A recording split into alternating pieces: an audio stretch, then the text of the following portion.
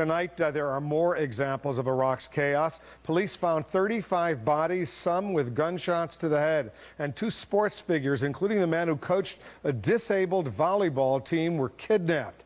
All the violence is being watched very closely. And joining us now from Baghdad, our correspondent Michael Ware. Michael, thanks very much.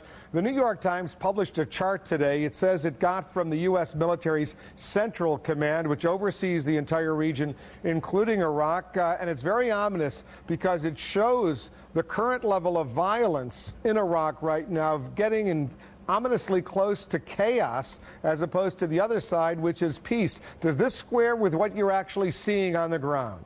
Well, Wolf, the short answer is absolutely.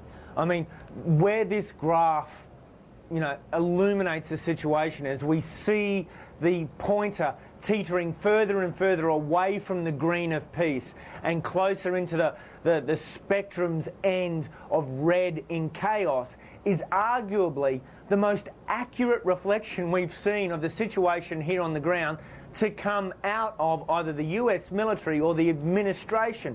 I mean, despite the tonnage of words that comes from politicians and generals and commanders trying to put things within a certain political reference, here it is, and you see it for yourself in this graph.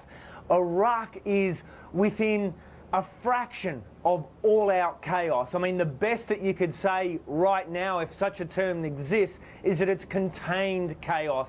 All that it needs now is for it to break out and to be unleashed. I mean, when you walk on an Iraqi street today, when you go down any avenue here in Baghdad, the most dominant feeling, the most gripping emotion among ordinary people is fear. And that fear is legitimate. And this comes only 6 days before the U.S. elections.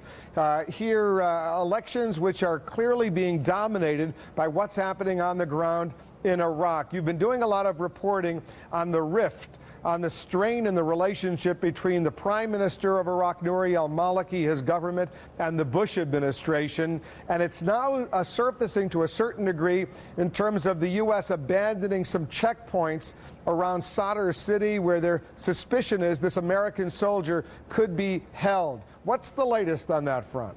Well, what we saw yesterday is that following a demand by the rebel anti-American cleric and the leader of the Jaish al-Mahdi militia, Muqtada al-Sadr, for a general strike, civil disobedience in Sadr City until the checkpoints and the lockdown was removed, is that, by lunchtime, we have the Iraqi Prime Minister, in his words, according to his statement, ordering that these checkpoints be opened. And within hours, the permanent checkpoints that existed before the lockdown and still exist now, which were closed, suddenly opened.